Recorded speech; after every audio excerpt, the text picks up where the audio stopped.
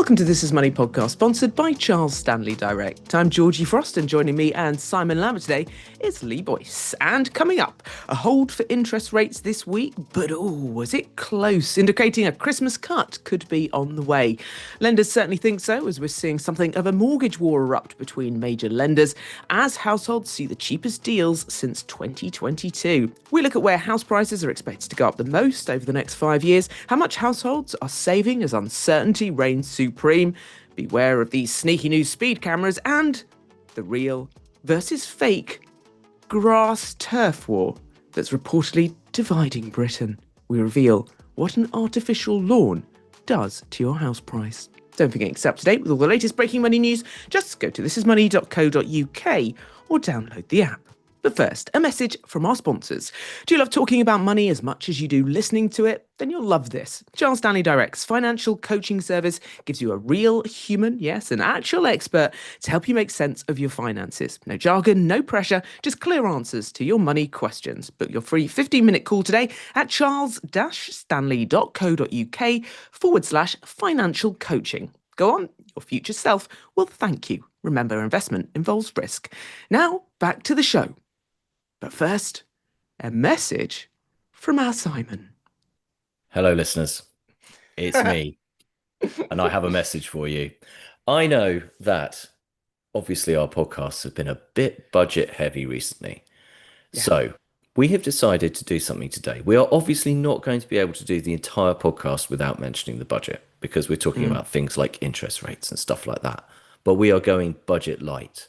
So we are allowed 5 mentions of the budget, just 5. We will count them down. And after the 5th one, nobody is allowed to mention the budget again. This is your public service announcement. Over and out. Can we sort of euphemistically refer to it, or does that also count? Just wanted to get the rules straight here, Simon. No, we're not allowed to euphemistically refer to it. It's not one of those panel games where you say, and in the financial statement that Rachel Reeves will make on November the 26th, this is going to be a cross between Just a Minute, I'm sorry I haven't got a clue, but much lower quality than either of those two things, and Mallet's Mallet. All right, now those are the rules. Let's get into the show. Despite the last-minute hype from the likes of Goldman Sachs, we got the result that most of us had been expecting from the Bank of England. Interest rates were held this week at 4%, but was it tight? 5 members, Lee, of the MPC voted for a hold for a 25 basis point cut to 3.75%. Do you know, I've been sitting here thinking about what were some sort of classic 0-0 draws or results where the favourite won out, but only eventually. And then I just thought that'll take me down a little rabbit hole we don't need to go down. But Lee, isn't the football result thing, isn't it? 4-5-5-4 or something like that. It was a 5-4 thriller. It was on a knife edge. It was very close. There was rumours ahead that could have been a cut, a sneaky little cut. We've got another meeting on the 18th of December, so there could be a Christmas cut. I think markets are pricing in a sort of for a half chance that could happen. I think a lot of eyes will be on the next inflation reading, currently at 3.8%. If that remains stubborn, it's difficult to sort of see a way of where there isn't a rate cut. But yeah, very close decision, much closer than what we've had in recent times. It's obviously been at 4% for a little while. I think the pressure will be on to basically start getting base rate down a little bit, but it's going to all hinge on this inflation figure. It's an interesting one, though, Lee, isn't it? Because they did say, if you take a look at the minutes, that they do think inflation peaked. They just want to hold steady a little bit. But things are a bit uncertain, are they not? That's euphemistic.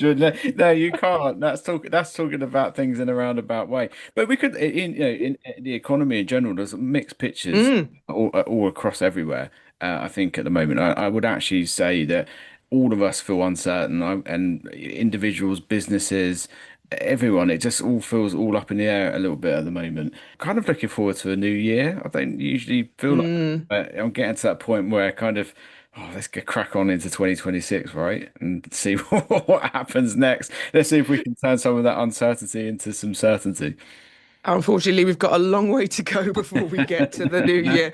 Simon, what did you make of the result? In the simplest terms, when the economy is running hot, the Bank of England increase rates. When it's running cool, unemployment's rising, as we've seen in the States, for example. When growth is sluggish, when people aren't spending, that's when they reduce rates. And it feels pretty chilly right now.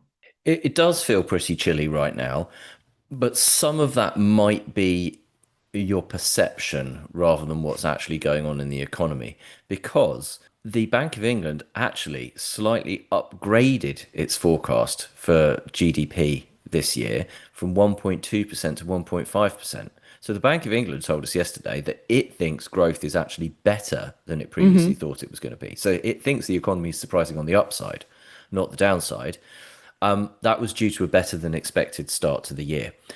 Obviously, it does feel quite chilly right now, and it may be that the end of the year, it might be a bit of a Sven year. First half Oh, good, yeah. second half not so good, as the Oh, great bless man him. would have said. But the Bank of England does expect this to slow to 1.2% next year, GDP growth. So In blow, context, Simon, yeah, it doesn't sound very big. Yes, it's an increase, but it still sounds a bit no, rubbish. it's enough to make us the second fastest growing economy in the G7. All right Not the then. fastest, as certain people promised before they came into power, along with a number of other promises that they may or may not have fulfilled.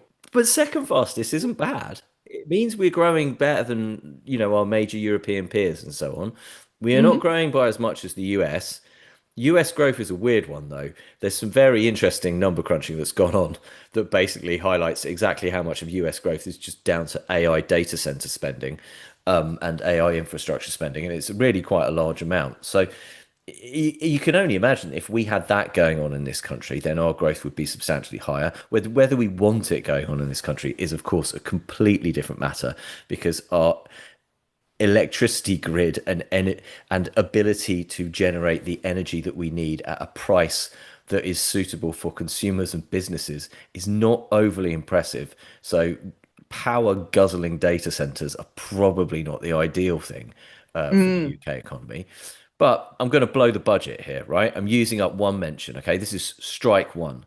There Right. was Bing. there was talk from some quarters, which I just didn't really get, that the Bank of England might cut ahead of what I just mentioned, because it would kind of help Rachel Reeves out. Now, it doesn't really help her out that much because the OBR will have already done their government borrowing cost measurements. That's already factored in. The calculations are done. And secondly, why would you cut now? Why wouldn't you wait until next month when you know what's going to be in it and then you can assess the impact on the economy going forwards? Because a lot of the stuff that we do when we talk about these things is we do look backwards. Rachel Reeves has criticised the OBR for doing this, for looking backwards on productivity. The Bank of England, it looks at what's happened in the past, but it's looking forwards. So, broadly speaking, if you're going to be making a crucial interest rate decision and deciding whether to cut or not, then ideally you want to know where you stand so you can go, okay, this is what we think is going to play out over the next year. Because it's hard enough predicting what's going to play out over the next Right. year without second guessing what's going to happen in 2.5 weeks' time. I won't ask you then what what happens next, Lee. What I will ask you though, Lee, is not what this decision means for our money at the moment, because let's be honest, well, not a lot. I mean, nothing's changed. I mean, we know that generally speaking, when interest rates come down, good for borrowers, bad for savers. However, what's interesting is if you take a look at mortgage rates at the moment, even though there hasn't been a cut, it looks like lenders think one is on the cards because we've seen something of a battle break out in recent weeks, haven't we, Lee? Between the big ones as well, the likes of HSBC, Barclays, NatWest, Halifax, Santander, all cut their rates recently, and some more than once. So, Lee, what's going on out there? Yeah, there's a bit of a mortgage war kind of bubbling away between the major lenders, which feels like the first time in quite a long time. A big part of it, Georgie, is the way that the banks price their rates is via the SONIA swap rates, and SONIA swap rates are basically the interbank lending rates, and that is based on expectations of where rates will be at a specific time in the future. So it kind of it means that banks feel a little bit more confident that basically base rate is likely to come down. Currently, 2-year SONIA rates are about 3.5%, and 5-year at 3.6. A month ago, that was 3.7 and almost 3.8. So there's been a bit of a lower SONIA rate going on. And what that has resulted in is the bigger banks really going for it, actually. And one passed our desk this week, which was from Nationwide, 3.64%. Which is reserved for the very best borrowers, essentially those with 40% deposits, right? But it's still a sign that things are improving in terms of mortgage rates. That's the lowest available 2-year fix since September 2022, which is when we had the Liz Truss quasi Kwarteng. But it's all right if we can refer back to old budgets. I don't Oh think yeah, that's fine. That's fine. that's That's fine. fine. Yeah. Yeah. So since the quasi Kwarteng Liz Truss mini budget, the sting on the tower though with that Nationwide mortgage is it does come with a chunky fee, £1,499. So you will need to go and do your due diligence and compare around. But NatWest 3.71% 2-year fix. Barclays 3.73%, and that's got an £899 product fee. All it is it kind of shows that mortgage rates are coming down and coming down fairly significantly. I mean, Nationwide has reduced the rates of up to 0.25 percentage points for new and existing customers across the board. So interesting moves there. And as you say, all of those other major lenders, and hopefully it's going to be a sign of things to come for borrowers and those people that are potentially coming off long-term fixes, 5-year fixes that are still around that were about 1% from 5 years. And the sting's not going to be as bad as it has been for others. Lee, what should you be doing right now if you are coming off a deal? Well, you definitely want to be shopping around, seeing what your lender's kind of offering you. Quite often, you can lock in ahead of time. So, if you were up for renewal, say March, April, May time, you could be looking now because some lenders let you go and get 6 months in advance. And if anything happens in the meantime, you've got that rate. But if rates get any lower, you can potentially switch over to something that's going to be lower. Feels like quite a good time at the moment, Georgie, I would say, given that rates are coming down at the. It's a spirit, Lee. It's a Oh spirit. yeah, no, I think it's good news, and obviously on the flip side of that is the savings element of this, and there'll be a legion of savers out there that will be hoping the rates don't come down too much more because we have had a couple of years of actually good savings rates. The sting in the tail of that, though, of course, is we're at inflation of 3.8%. And it's making sure that your savings are beating inflation. And lots of people's savings aren't beating inflation because they're just parking it huge sums in big banks offering absolute pittance where you can get plus 4% in easy access in cash ISAs and fixed rates elsewhere. And that will be the kind of the sting on the tail for savers. But I think people are wising up to the bigger banks, I like to think, and are looking around and chasing rates and making sure that, as long as the bank that you're putting the money in offers a financial services compensation scheme protection of £85,000, which is set to go up in the next couple of weeks, which I'll talk about shortly, you're golden and you should be earning a better rate. So look, it looks like mortgage rates are coming down fairly nicely. I don't think there's going to be much more from here. Feels like a lot of what's going to go on is priced in, and savings rates are kind of holding up. If I'm being honest, you're still looking at plus 4% for the very best buys, so it's not too bad. It's not too bad out there. It's not too bad. I guess one of the questions I'm actually seeing quite a lot is people who are coming off very, very soon, Simon, their fixed deals. And because everybody's talking about a cut coming down the line and, maybe there's two next year, shall I hang on? Shall I move on to an SVR and just sort of wait it out for the perfect time? Well, as somebody who just waved goodbye to their beautiful friend, a 1.4% 5-year fixed rate mortgage, and moved on to a new rate, which was just below 4%, I can talk about this with some recent experience. Now, it all depends on your personal circumstances. The one thing I would say is that moving on to an SVR is very expensive. So our mortgage payments went up by roughly between £400 and £500, right? If we had gone on to the SVR, it would have been much more than that because the SVR was 6.99%. So that's a huge jump. So SVRs are very expensive. And it doesn't take many months of being sat on the standard variable rate for you to massively outweigh any savings that you're going to make from managing to achieve a mortgage rate that's cheaper over a period of time. You might manage to, so say you sit on your hands and mortgage rates fall by 1/4%, right? So you get a rate that's 0.25% lower than it would be now. And you manage to do that in 6 months' time.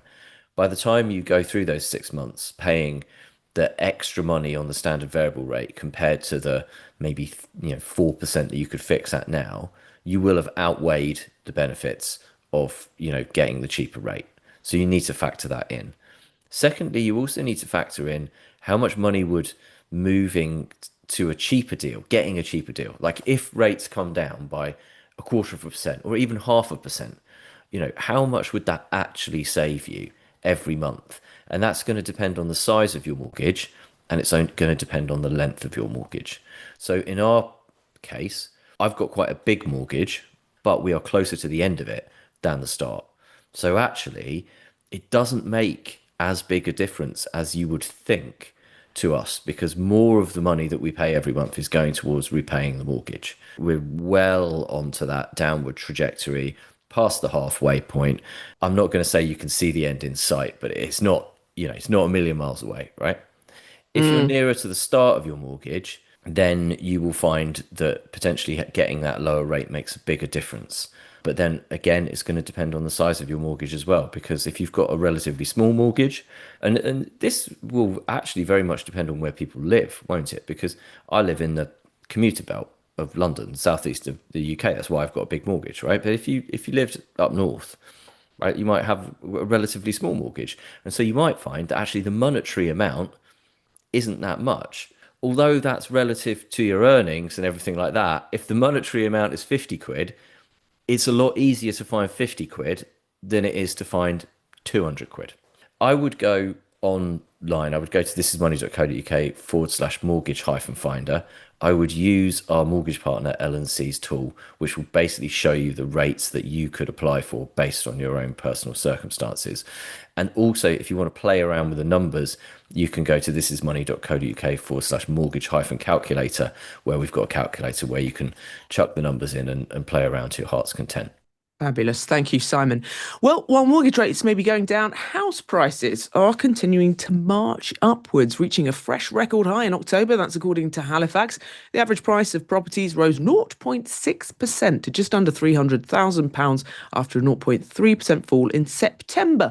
Meanwhile, Lee, on your website, you've got some research from Savills. They've been looking at where in the country house prices are forecast to rise the most. But firstly, why are house prices on the up, except in London? And regular listeners will know I've just received a Zoopla update on my property, which has gone down by a few £1,000s. So I was a bit surprised to see this. I mean, obviously, that's just an estimate on house prices in the area, etc. I'm not suggesting it's a absolutely accurate valuation. But yeah, that was a surprise. I was gonna say, take it with a huge pinch of salt, Georgie. It's Yeah.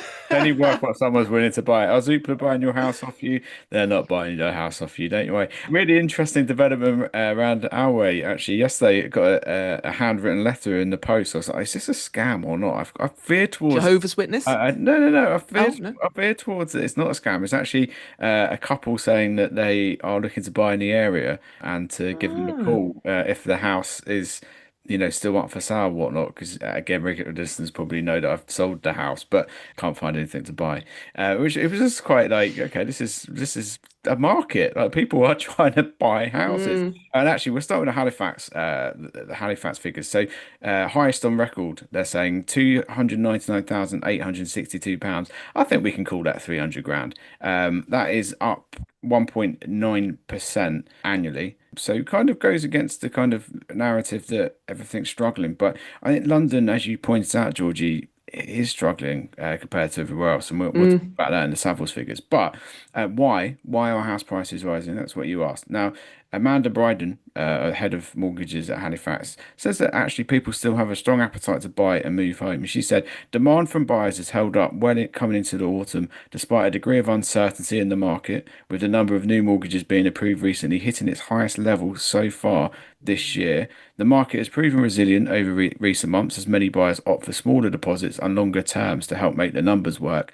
With house prices rising more slowly than incomes for almost 3 years now, we expect the trend of gradually improving affordability to continue. So I think that hits the nail on the head. The reason why I've read that out is I think it's an affordability thing. We've seen quite a lot of moves this year from lenders, I think under a bit of pressure from the government to loosen up lending rules, essentially smaller deposits, for example, and people are stretching mortgages out far more than ever before. I think 25 to 30 years was probably the norm a decade ago. We're seeing 35, 40 years. People are getting onto the housing market by any ways necessary. And I think for that reason, prices are still going up. And also we're still not building houses as quickly as Labour wanted when it came into power. That 1.5 million figure, it looks way off at the moment.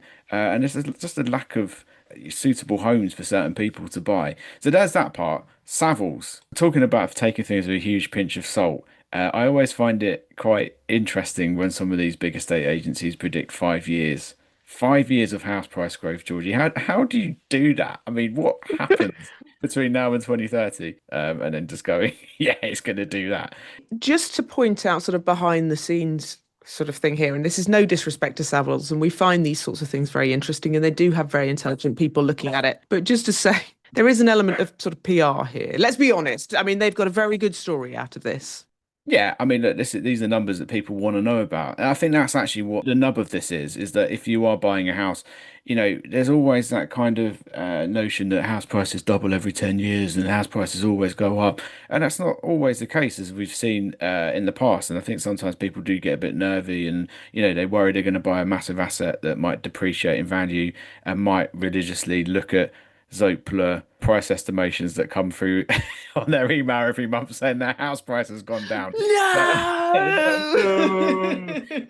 but in the Savills are predicting next 5 years house Yeah. value will rise by 22.2% on average. It varies across the country.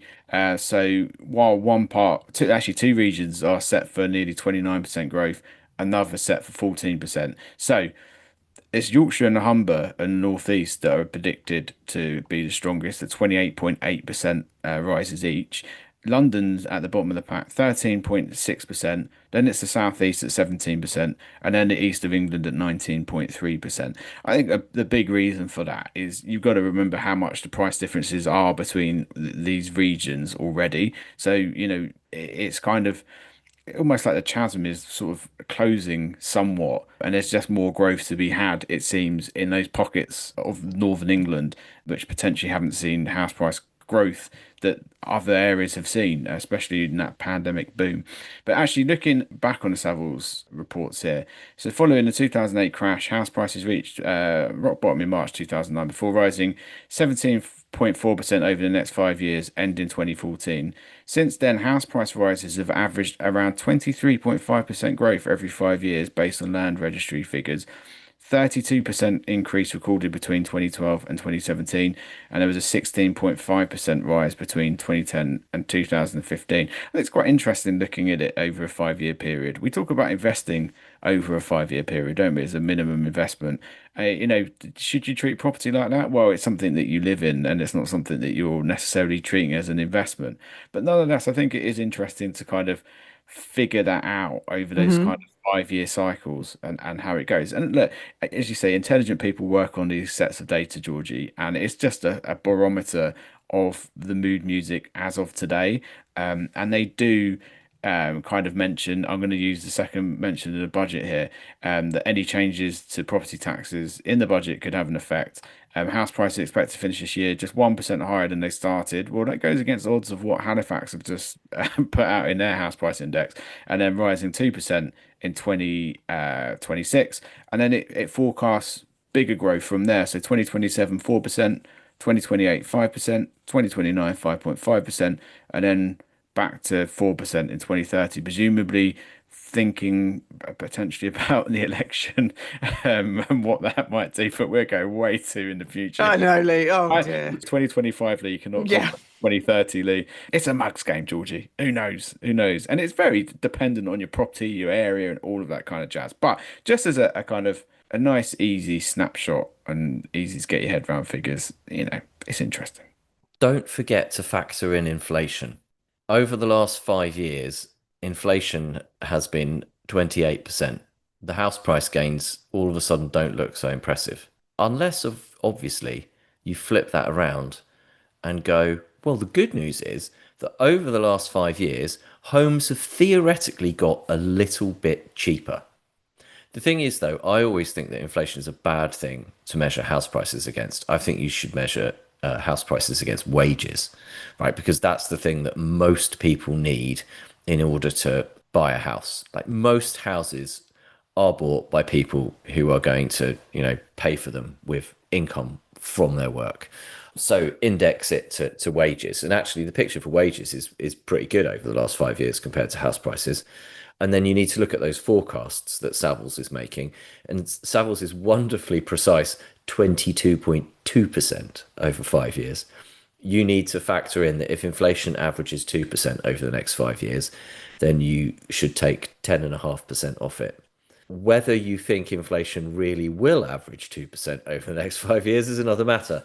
But if it averages 3%, for example, then you can take 16% off. That's it for part one.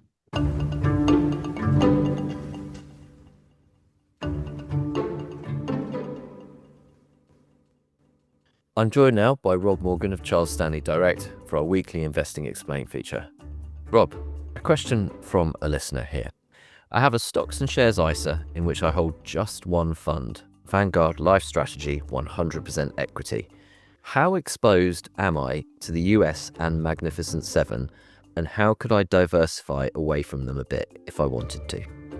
Hi Simon, yes, so firstly to explain the fund itself, Vanguard Life Strategy 100% Equity is a global equity fund which invests around the world, and it's passively managed in the sense that it holds a range of Vanguard tracker funds that follow different markets to populate the portfolio. And people often think of it as simply a global tracker, but there is actually a twist to it in that rather than weighting each global market by size, it does contain some home bias towards the UK. So the UK component is about a quarter of the fund, which is considerably higher than the UK's weight in major global share indices, where it's about 4%. And in recent years, that's been an impediment to performance as the US market, powered by the big artificial intelligence winners, such as Nvidia and Alphabet, have raced ahead. But that inbuilt UK bias arguably offers improved diversification into what is higher dividend and cheaper market in the UK. So to answer this question specifically, the Magnificent Seven exposure in a standard global tracker fund, weighted purely by market capitalization, is now over 25%, but in the Vanguard Life Strategy Fund, where the US weighting is about 50%, the Magnificent Seven component is about 18%, something like that. So still significant, but not quite as pronounced. So if you are worried about how the global equity market is dominated by a handful of very large US companies and essentially lopsided and not sufficiently diversified, then the Vanguard Life Strategy funds do skew you a little bit away from that. To further diversify, you could consider some additional funds in areas less represented in the Vanguard fund, so Asia, Europe, emerging markets, for instance, and that would spread out the drivers of performance that you have. Or you could take more of a one-stop shop approach of buying a global fund that takes a different investment strategy, for instance, that's focused on value stocks, so cheaper companies that have less hope and expectation built into them. Rob, thank you very much. Thank you. Welcome back. Lee has been looking at the figures. I mean, just generally the figures, that's what he does. It's his job, really. But these are specific figures, and it's all about how much we're saving, because he's discovered that only him, no one else is all your brain, Lee. Your face is like, what are you talking about? Lee's discovered that we've collectively squirreled away a massive £100 billion since August 2024, a week after, incidentally, Labour came to power. A consequence, no doubt, of economic uncertainties, political uncertainties, fears over cuts to cash ISAs, and, of course, some better rates. Yes, savers are upping their game. Absolutely right. But there is still, and Lee mentioned it a little bit earlier, but the figure is phenomenal here. 32 billion, I understand. Sylvia Morris, your savings expert, has reported recently that just sitting in accounts earning 1% or less. It's been a while since we've talked about these insult accounts, isn't it, Lee? Oh, it's sickening, Georgie. It's sickening. Makes my blood boil. It's the sort of thing that gets me out of bed in the morning. I think if I could just get 0.01% of that money moved today to somewhere else, we'd be doing a good job on the podcast, wouldn't we? Yeah, I went on a bit of a what the kids would say a deep dive, Georgie, on some Bank of England figures. It involved me going through some spreadsheets and cursing at a calculator, an old school calculator that I had on my desk, and you do the fat finger, and you're like, you have to start again. And you're like, ah, no. Did hang on a minute? Did you really have a calculator on your desk, or were you using the calculator on your phone? Using a calculator on the desk, Simon. I'm not a calculator on the phone kind of guy. No, but remind us of what your teacher once said to you. Oh yeah, what my maths teacher that once told the whole entire class that you'll never be able to fit a calculator in your pocket, so you must learn maths and percentages and sums at the top of your head. And then a Oh, couple of years wow. calculators arrived on the phone, of course. I'm only 38. It makes me sound ancient. But mobile phones were very much in their infancy when I was at secondary Mm. school. It does make me laugh thinking of that line that you'll never have a calculator in your pocket, given everything that is now on your phone in your pocket, especially finances. Anyway, look, I got the old school calculator out, my trusty grey calculator that lives on my desk at This Is Money, and I do love thumping on that calculator, and I've got some figures to look at. And I thought, let's have a look, because there was some data out last week from the Bank of England suggesting that an extra 7.5 billion pounds headed into savings accounts in September. And that made my ears prick up a little bit because September is often a sluggish month for saving. It's really between start of the cash ISA year and the end of the cash ISA year is like slap bang in the middle of all of that, which is where people tend to squirrel away the most amount of cash at the start and very end of a cash ISA season. So I thought let's go and have a look. Let's go and see what's going on here, and what's gone on since Labour got into power. So I crunched the figures since August 2024, and just short of £100 billion has gone into savings accounts, according to the Bank of England data. So I thought, well, let's compare that to the same amount of time on the run up to the election, and the figure that I got to was £73.2 billion. So some £27 billion difference. The crucial thing about that, though, is that figure, the savings rates that were on offer during that 73 billion was when savings were at their peak. So that's when rates were at their peak. So you think that more money would have gone in because rates were better, but instead it suggests that more people are salting away cash into savings accounts, potentially because they don't like what's going on and they're worried about keeping their money elsewhere. The other thing that was in this Bank of England report, Georgie, that I thought was quite interesting, that the effective interest rate paid on individuals' new time deposits with banks and building societies was 3.82% in September, up from 3.79% in August. That does suggest that savers are up in their game because Mm. rates have been coming down ever so slightly in the world of savings, but people seem to be rate chasing harder. So people do seem to be wising up, but that 32 billion sitting in 1% or less, yeah, it's a sickening thing. I think what a big part of it is down to is people parking money with their bank at arm's reach from their current account. They like the thought of having Mm. it there, and safe and easy, but it's getting eroded massively in real time by inflation. It's funny, isn't it? The government talking about trying to get everybody to invest and cutting cash ISA limits and all those sorts of things. And you think, be lovely if we could just get people saving properly, and by which I mean chasing around for better rates. It's strange, isn't it? I wonder if there is this attitude of just leave your cash. Is it loyalty, Simon? Why are we happy just to leave our money sat there in these insult accounts? We don't really like banks very much either. So why are we giving them our money and not It's getting anything in return? because it's easy. Yeah. And I think a lot of people, when they think about putting money aside and saving some cash, is they literally just think of it in terms of putting some money aside. And they think, well, I'm going to need that money Mm. soon. And so they just shove it into another account. It's really tempting. I mean, I do that sometimes. You're just like, oh, I can't bother to move it around my savings. Just shove it in another account. And you just shove it into some crappy savings account with your bank because you can just see it with your bank in the app or online or whatever. And then it's done and you forget about it. And all of a sudden you've spent more months than you would care to remember earning absolutely nothing on your savings. And if it's not a huge amount of money in monetary terms, it's not that much, you know? Maybe like, for example, there's lots of people out there who, even if they put all of their savings into the best possible easy access rate they could find, would only earn the price of a pint over the course of a year. There's lots of people out there who don't have that much in savings, or there's people out there who wouldn't even manage to get, who've got bigger pots. They've got a rainy day pot perhaps, and then they'd be lucky if they got the cost of like 2 meals out from their savings interest or something. But if you don't do this, your savings are being eaten by inflation, and it is a good idea to move them to the best possible rate. And it's a good idea to think about. It's if you're listening to this podcast, right, you're already financially engaged. So you've cleared the first hurdle that means most people don't bother to put their savings into an account that actually pays them any interest.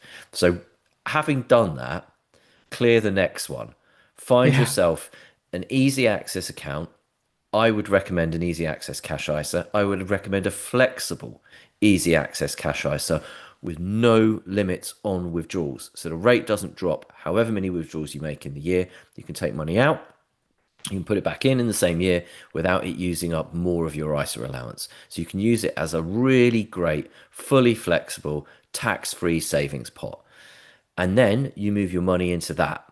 And then when you want to take your money out, you take it back out. Now, a lot of these, really good app-based ones now, you can connect to your bank account. So basically, you go in there, you go into your savings app, you say, I'd like to add some money. And it basically goes off to your bank account, takes money out your bank account, adds it in. All you need to do is your thumbprint on your phone or something like that. Seamless. And when you want to take the money out, you reverse the process. It's incredibly easy, and it's an absolute game changer for making sure that you don't have money sitting around in rubbish little easy access accounts. And I also think this is where the accounts that offer ways of kind of portioning your savings around, you can label them as having different pots or different names or whatever. And there's lots of different apps that do this nowadays. That's where it's a real winner. And if there is one thing I would say to the big banks who should really up their game on the services that they are providing to savers, and I don't want to say this at the expense of encouraging them to eat into the smaller banks markets, because the smaller banks are doing a great job with some of this stuff, is you should really up your game on this ability to have different pots, label your payments, things like that. My banking, I've got two main bank accounts, right? One is with First Direct, one is with Starling, three actually. One's with Nationwide, one's with Starling, right? Now, the difference between like the First Direct, which was considered to be like the tech bank, it's the online bank, and Starling, in terms of being able to label payments and stuff like that, is astonishing. When I move money around in my First Direct account, I literally have no idea what I've done with it. Like, you can put a thing on the transaction, but it doesn't show up if you're paying money to yourself and things like that, and between different accounts. It's chalk and cheese. And I think in this day and age, banks should really up their game. But you know what? Don't wait for your bank to up its game. Go find a better one right now. And if you do one thing this weekend, it is take your savings out of a crappy account that's paying you an insult interest rate and move it into a better one. You can do it in like 15 minutes. And let us know if you have. We're your accountability buddies. I think that's what they call it, isn't it? Lee, quickly, what's the FSCS? Yeah, so the FSCS is the protection that savers get when money is put into banks. So each bank has a banking license, and a certain amount of money, £85,000 at the moment, is safe in the bank in case the bank fails. Now, there was at the start of the year a consultation that began to lift the limit from £85,000 to £110,000 per banking license because of inflation over the last 5 years, and that is roughly what it's likely to be at. So we asked the FSCS a couple of weeks ago whether this was still on track, to happen and whether December would see a change in this. And they said yes. It hasn't been given the total green light now, but banks are fully aware of the changes that will be coming. And for most banks, the FSCS said it will happen on the same day. So on Monday, the 1st of December, we should see a new higher FSCS limit, which should mean an extra 25 grand per bank will be safe. Your money will be safe in that bank if they're signed up to the FSCS, that is, which most big banks are. But it's crucial anywhere that you park your money that is part of FSCS. Lovely. All right then. Elsewhere, speed cameras, everybody's favourite, and they are everywhere. But the most lucrative, what are they, you ask? They are a new breed that can spy on how fast you drive through traffic lights. That's according to Money Mail. Now, they did 12 months of a study. They covered 7,000 cameras, and the team found that this cash cow snared 24,311 victims, which works out at almost 70 motorists a day. Simon, that's a lot, isn't it? I say victims, but you shouldn't be speeding. No, you should not be speeding. No. Just to be clear, you should not be speeding, and the cameras are there for a reason. There is a margin of error. The margin of error is generally 10% plus 2 miles an hour, but you cannot rely on that absolutely being the case, right? It might be that an individual, camera is set to a different margin of error to that, right? So why are these so sneaky? Well, firstly, they are painted yellow, okay? Most speed cameras in this country are painted yellow, okay? You're unlikely to find many that aren't. So you should see them, and there will be a sign warning you that there are speed cameras around, because you do get signs warning you that there are speed cameras around. It's not as good as the French system, whereby on the motorway, they have a sign up warning you that there's a speed camera, but they have to have a sign up for every individual speed camera. So basically, you drive along, you spot the speed camera, and then you know it's gone. Okay, I'm not advocating speeding before or after spotting the speed camera. I'm just saying what happens. But they are not painted yellow. In fact, they are quite difficult to spot. It's a good game on a long distance French journey. But these ones have been described as sneaky because they're set up at traffic lights. And what they do is they monitor people running the lights, but they also monitor people's speed. And people can speed up to get through the lights. Now, they may speed up to get through the lights for all of the wrong reasons. They might be what's known as an amber gambler, right? They see it go amber, they slam their foot down and rock it through the lights, right? Okay. Yeah. Now, the problem with amber gambling is that quite often you shift into being a red light menace, right? Because the lights can change. But also, people will do this sometimes if the light's still on green and they think, oh God, it's going to go, and I don't want to get stuck at this junction. And some junctions can be a bit tricky and can be quite big. And there may be a reason that you need to blip the throttle to get through. And actually, blipping the throttle to get through, if you're in a 30-mile-an-hour zone, or actually, as is more common nowadays in some places, a 20-mile-an-hour zone, you don't need to go that much faster to suddenly find yourself past the margin of error, and then you might be getting a letter in the post from your friendly local neighbourhood police force to say, excuse me, sir or madam, you have been speeding, and here is a fine, and here is some points. But some of these cameras make an absolute fortune. What I would say about cameras that make an absolute fortune, whether they are speed cameras, whether they are other traffic cameras, whether they are yellow box cameras, whether they are cameras for, bits of road where you're not allowed to go on one side, but you can go on the other side, is if they are making that much money, there is something wrong with the road, the junction, the signposting, etc. Because they are catching out so many people that what is happening is the signposting, the junction, the road layout, or whatever it is, isn't working properly. And it's all very well to, say, well, you shouldn't break it, shouldn't do whatever, right? Okay. And then you pay the fine. But These things are there for a reason. They're there for safety, for road safety. So councils and police forces should actually be looking at this stuff. And in these instances where they are making so much money, they should be going, okay, there's something wrong here. And the problem with there being something wrong here is not just that members of the public are incurring lots of fines and points on their license.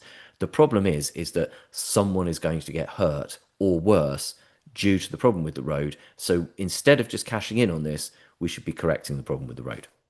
Absolutely fair point there. Absolutely fair point. Because Lee, this Money Mail investigation did look, as I said, about 7,000 cameras, and it would try to work out where in the country. So if we're to look at this and say where in the country they're making the most money, we can't automatically think people are just rubbish drivers there.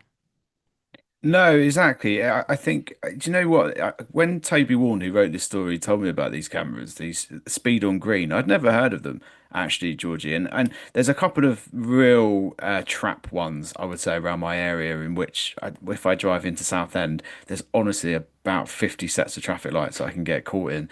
And the red light ones are the ones I hate the most because as a driver, it kind of makes you feel a bit on edge as you come up to the lights. Because if they go amber, obviously you've got to stop. And if you know what it's like, you have someone right up your backside, and it's kind of like, oh, you've got to make that decision. And I really don't like it. And I didn't realize that now they have speed cameras on some of these red light cameras. And I found it really fascinating, kind of like, oh, it's like another thing for drivers. But of course, if you're speeding, you're speeding, and you're going to get fined. But you're right. I don't think you can read much into like people in Leicester are probably no worse a driver than someone else in another town. It's just where a lot of these cameras and things are positioned. Another thought I had about this as well, the regular speed cameras that we're all used to, and you've got the lines in the road. We know in our local area where those are, and it's very likely you're going to fall victim to it because you know where they are. So it changes your habits, and it kind of like, oh, I'm obviously going to make sure I'm not going a smidge over 30 as I go past these. Um, so what happens when they kind of stop making money? Like surely there becomes a point where it's like some of these speed cameras just sit there and make absolutely nothing. But I don't think you can read too much into where these are positioned and where they're located, Georgie, in terms of you being a bad or a worse set of drivers. I think it's more Yeah. just it's one of those things I think that people go, oh, it's horrible driving these days. It's horrible. You got to watch out for this, that, people erratic Yeah. driving. And it sucked a lot of the joy out of driving. I mean, I've only been driving for about a decade, but I think if you spoke to someone that was driving 30 years ago, they would have said it was much better when there were fewer rules. But it's much safer on the roads. That's the thing. The safety aspect is you can only go by Oh, the yeah. road, and our roads are far safer. As a general rule in life, people will tell you anything was much better just before you started doing it. That is Yeah, true. it's true. That is true. Should have been Back here in an my hour ago, day. mate. Yeah. It's true. It's true. Might be a daft question though.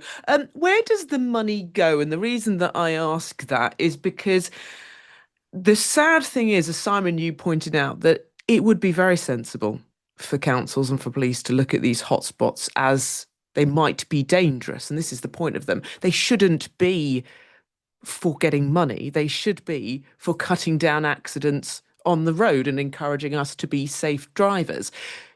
However, I fear with cash-strapped councils and the like, and I assume that's where the money goes, it's almost like they'd be factoring these into their budgets, wouldn't they? Actually, most of the money goes into something called the Consolidated Fund, which is a Right. government fund that it can just use for general spending. Some of it might go back into the roads through grants via the Department for Transport, but some of it might not. Some of it might end up anywhere. Governments, they don't like hypothecating, as it's called, taxes and saying, well, we're going to do this and we're going to spend that on that. I actually think people would have less of an issue with some of this stuff if it was hypothecated and it just went into fixing potholes. Yeah. There would actually also be some economic benefit from that because fixing potholes is literally one of the most economically beneficial things you can do because the people you pay to fix the potholes have a tendency to go out and spend the money, right? And it's a bit like the Keynesian dig a hole and then fill it in thing, except what we've done in this country is we've just created loads of holes and then not bothered to fill them in. But local authorities, some camera stuff, not necessarily speed cameras, but some of the other cameras, yellow box junctions, all that kind of stuff. Parking fines, for example, councils get that money. Now, councils will tell you that they use the parking revenue only for, the kind of like budget for roads and transport and things like that. But actually, that just means they don't have to, even if they did that, even if that were true, I'm not saying they're lying, but even if that were true, and your council told you, well, we're only using the parking revenue to improve the roads and, everything, that you can stretch the definition of improving roads, town centres, etc., quite far. And it means you don't have to spend money from elsewhere.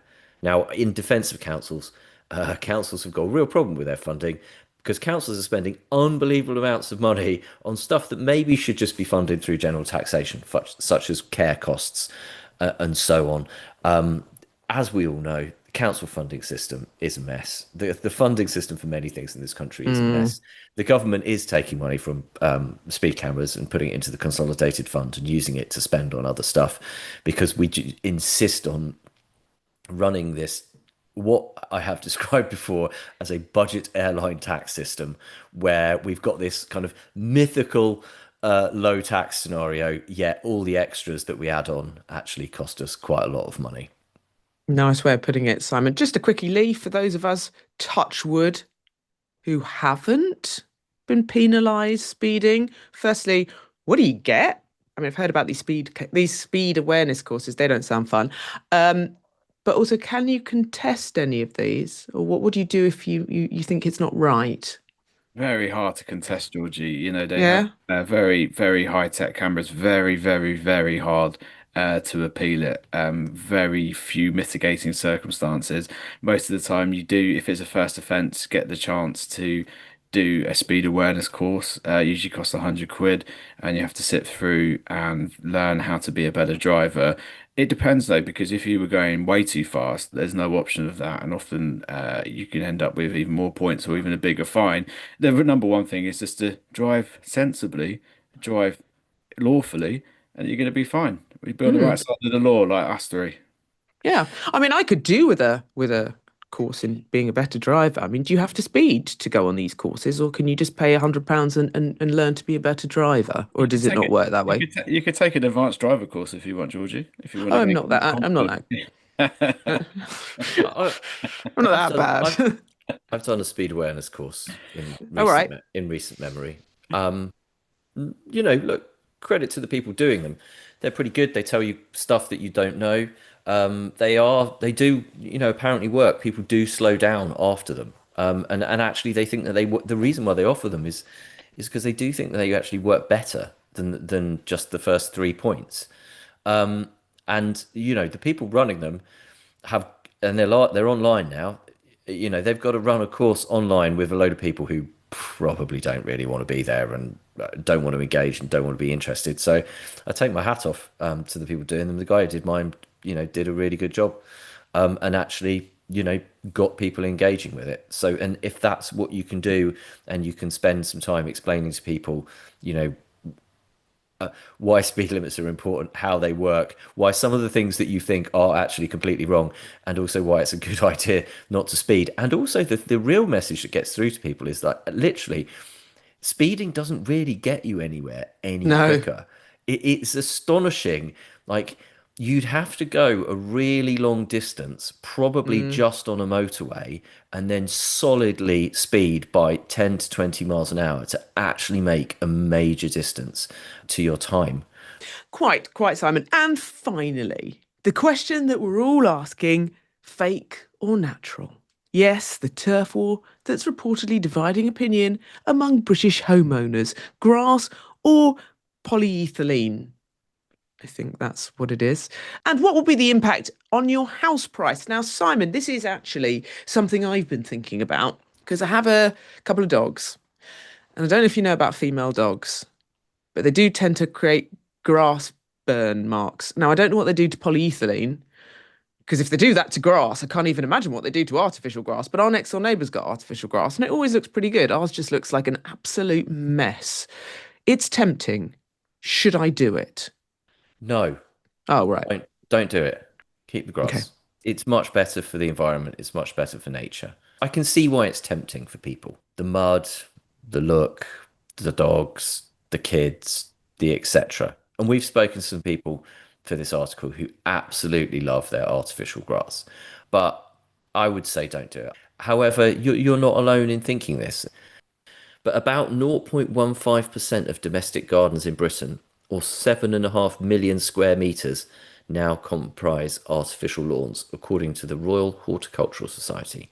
7.5 million square metres is a lot, but only 0.15% of domestic gardens is not. So I don't know, like, don't feel too bad about it if you do it, but It's I funny, wouldn't I do it. didn't even know this was a thing. I mean, obviously, I'm used to playing on AstroTurf when I was at school and all that sort of thing, but I didn't know until I moved into this house. I mean, how naive is that? But then why would I know? Why would I think about it? Like someone who has an AstroTurf garden or whatever it is. Yes, better for the environment or better for nature, etc., to have grass.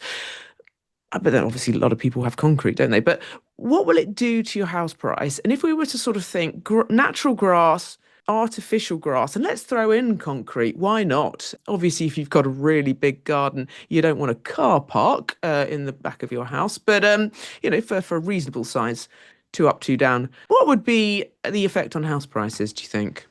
Right, so Jason Harris Cohen, managing director Hmm. of Open Property Group, told us that the quality of an artificial lawn can affect a property's value by as much as 5%. He said a poorly fitted or obviously synthetic lawn can detract from value as buyers may factor in the cost of a replacement. But he added that what buyers are drawn to depends on location and demographics. City buyers often prefer low maintenance structured outdoor spaces, whereas rural or family buyers tend to value greenery and space.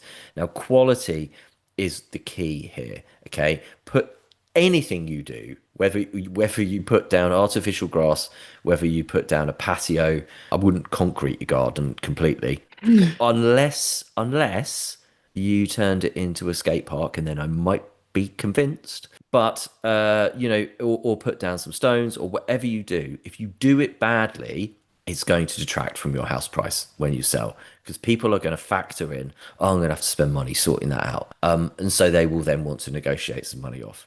5% sounds like an awful lot, though. I mean, if someone said to me, I'll pay 5% less because I need to replace the Astro, I'd be like, mate, I'll tell you how much it costs to turf it and you can have that off.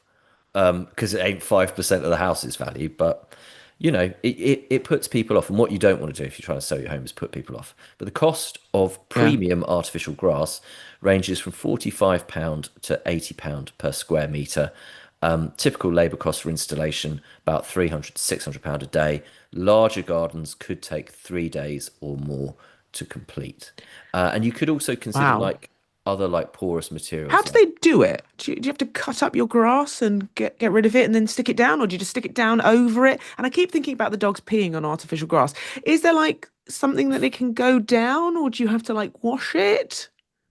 You need to, well, if you've got pets and things, you need to rinse it properly. So you need to Or be every out time there they've with had a the wee hose. wee? Oh, No, no, no, no, no, just oh. regularly, because if you just leave it there, it's gonna cause problems. Imagine me chasing the dogs around with this hose. Yeah, That would be fun, but not no, you at you 3 in don't. the morning.